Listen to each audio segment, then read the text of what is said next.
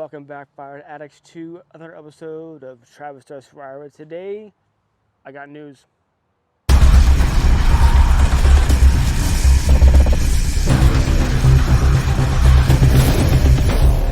So, I did it. I had to. After the last episode, which we got a lot of views on that episode, and I'm impressed. And so, thank you for all the new subs. Thank you for all the comments on that episode. I hope that you are warm this winter and the wood that you have bought or buying is of the quality that you want it to be. That situation, terrible. I even saw that he left the guy that I bought the wood from left me another present. I'll show you here. I mean, who does that? That's like I said in the previous episode. It's just rude, especially, and then you like litter. That's not cool. Not cool. Anyway, after I explain the situation, my buddy Daniel Atkins, you know him, you watch him, you love him, you thumbs up on his channels, his channel, sent me a link. One of his tree guys, one of his law providers, had a load of logs. Do you know what this is? This is maple. We love maple here. I hardly get any hardwood in the wood yard. But I got this maple. His guy down south messaged Daniel, and Daniel didn't have any space for it or didn't want it, whatever. So he sent me the link, and it was for sale. This is not for free, and he gave me a fee to have it be delivered. And it was very reasonable, so I said, yes, when can you come?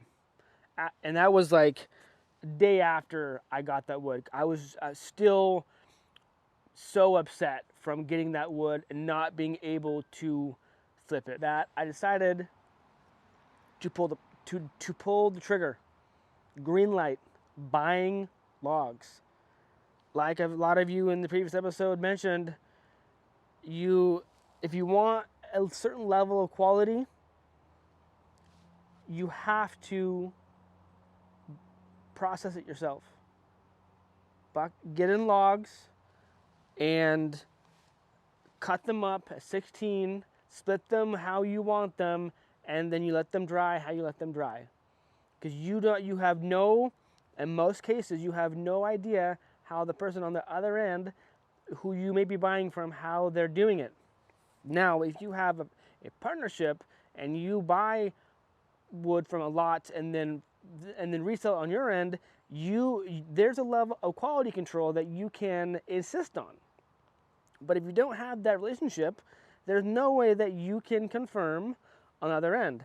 And I appreciate on the last episode that people were like, you did the right thing. I would have done the same thing. It was just a shady situation, and I did not want to get into a confrontation, have him be upset. He had another guy with him in the vehicle, and there was a dog in there. And I was just not wanting to put myself, my family, my property in danger.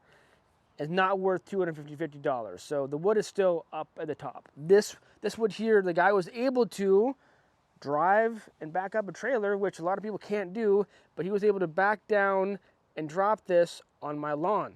So this is my backyard right here, wood yard, and so you can see where we're at. Not ideal, not perfect, but better than up at the hill over there. Way, way better. I'm closer to the wood yard, closer to my saw, closer to my splitter, right, and closer to where the wood will go back in there, I think. I hope. We'll see how it goes. It's some good looking wood. Kind of dirty. I think this guy is like a wood clearer guy and gets logs in often. Apparently he used to live in my hometown, which is random. The logs are kind of dirty. I may take a hose to them, and they're not like too bad, but I want to be able to make sure that my chain is going to be as sharp as possible as I'm cutting, but not too bad. What happened when he was dumping in his trailer, one of the logs, this log over here, the big one, because it's kind of not in the whole pile here, the log there got caught on the trailer's D-ring. That's always a factor when you're dumping with a dump trailer. The D-ring is always in the way, no matter logs, rounds, or even firewood. Anyway, so I bought this load. The loads that he gives are sells to Daniel. Daniel says that they're between 2 and 2.5 cord. That is 4x4x8 stacked at 16 inches, 128 cubic feet. And that's what Daniel sells. I don't sell cords, but I wanted to confirm with him how much wood this is gonna yield me, right? In my opinion, buying logs is not great. I'd rather get free wood. Free wood is the best wood. I understand that, but I can't wait around forever for Chip Drop to text me and be at my house a minute later with logs, okay? I can't depend on my arborist connections to say, hey, Travis, I have a load of rounds. Do you want them? Because that's far and few between. And me scouring Marketplace or OfferUp and then seeing if I have a minute to go there, grab the rounds and come back, sometimes it's not feasible. I need to go back to my honey hole, the arbor spot, and go there with my chainsaw and trailer and to keep going there often and get wood, because that place is about 10 minutes away from my house and I can get a whole bunch of wood there and it's all free. All I have to do is cut it up with my chainsaw and load it into a trailer or my truck. So I have access to my dad's dump trailer right now. If I have time this week, I may go there and do that. But I have this wood here, and I had a lead on some free oak, but the guy wanted to charge like $40 delivery fee, and it wasn't. But there were some. It was a massive oak logs and rounds, and it would have been freaking fantastic. But he wanted to come on Christmas Day, and I'm like, I'm with family. I don't want to mess around with firewood. I have received firewood on Christmas Day before, but I didn't want to mess with that. So, and then by that time, when I got messaged him today, the wood was gone. But he said that he does have wood sometimes, so he will message me. So that's a plus. Anyway, I bought this wood. I know it's not great, but sometimes you have to spend money to make money, especially in the firewood business when it's only you on quality control. In most cases, I would say. Okay? So that's what I had to do. Can't rely on free wood sometimes. I know that free wood is awesome. We all love free wood, but maple logs, I couldn't say no. I could not say yes to this. I mean, like I said, I hardly get maple in, and this wood here obviously won't be dry anytime soon, but now I have hardwood for next year, which is great because I think I have a growing small customer base that's wanting hardwood because I mostly sell softwood. Side note, I was talking to my parents on Christmas, and I mentioned the predicament that I'm in my extremely low inventory of dry firewood, and my dad was trying to calculate in his head how much wood he had and how many months left that he needs to burn, and he was gonna get back to me on if he can loan me a cord of wood that would be dry, that would be seasoned, ready to go, ready to burn, ready to sell, and then I would replenish that stock. And I'm like, that's no problem. I was already planning on splitting all the firewood that he needs, just as like a thank you, as a good son should do. But now that I have this maple, I may just give him a cord of wood. Just split it right directly in his trailer, and then haul it over to his house and like, here you go, Mom and Dad. Here's some wood. Rock and roll. Thank you for helping me. I'll help you out, type thing. So, and I think he definitely would like some of this maple. So this may be not my saving grace, but definitely will help me in the wood yard next fall for sure. I think I have enough hardwood in the wood yard to sustain my house through the winter, and then with the people who buy the hardwood from me, which would be in small quantities. So I bit the bullet and I bought some logs. The guy was nice about it too. Like, hey man, so it's just, when he came in, he asked me, do you have any 4x4s laying around? And I'm like, and in my head, I knew exactly why he was asking. He wanted to put some board downs on right as he was offloading the load, so the boards would go underneath the logs, so not to cut in too much in the lawn, and easier to buck up. And I'm like, well, I don't have any dunnage per se, but I have this scrap cedar, and it is what it is. I think we did an okay job to make sure that it's up off the ground a little bit. And most of this is on the grass. Yes, his tire marks did sink in. I didn't want him to back all the way into the grass, because then it would just leave a big mark. And I thought about him coming down the hill this way and pulling into the grass, going this way, and then backing in, and then having to dump over there.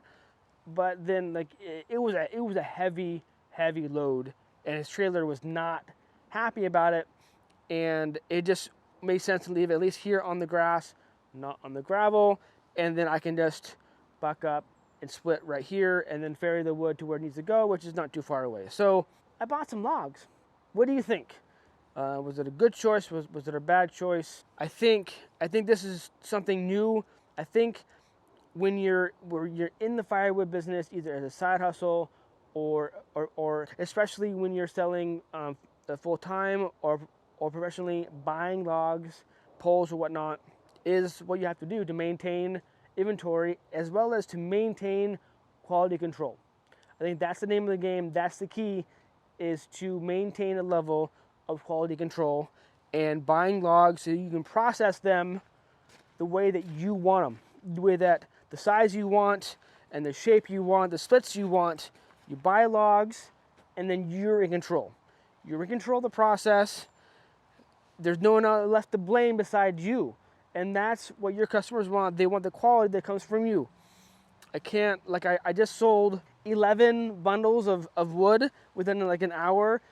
And I told one of the ladies who was buying the bundles, I said, I'm running really low, and I don't want to sell you something that you can't burn. I'm not going to do that to you. So and she respected that, and so I hope that I have enough and not have to be on hold for a few months. That's not going to be good. So I don't know.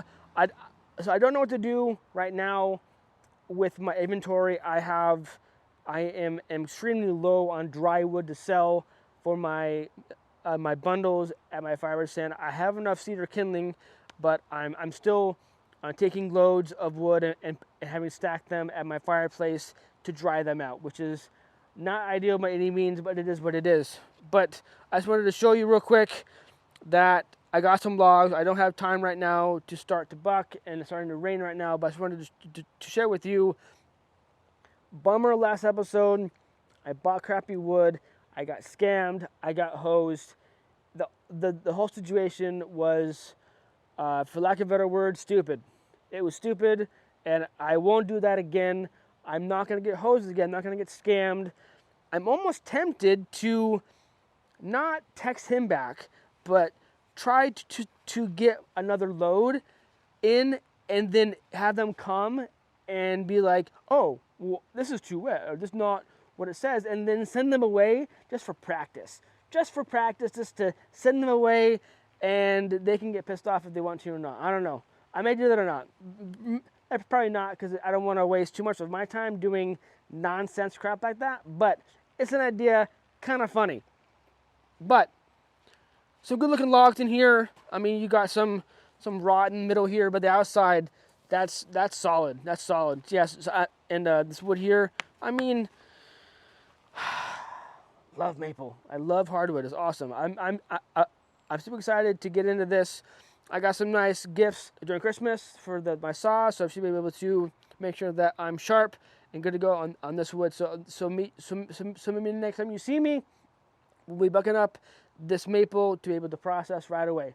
I have cedar in the background there, way in the background there, that is in chunk form, ready to be split, but I haven't got that done yet. But now that I have this maple, I want to get this done first. And it's kind of like my yard. I don't want it in my yard anymore. Anyway, we got some logs. Rock and roll, I'm happy. So thank you for tuning in. I appreciate it. Until next time, life's too short to be a prick. So be kind to one another. Rock and roll, stay safe. Keep cutting. Cheers.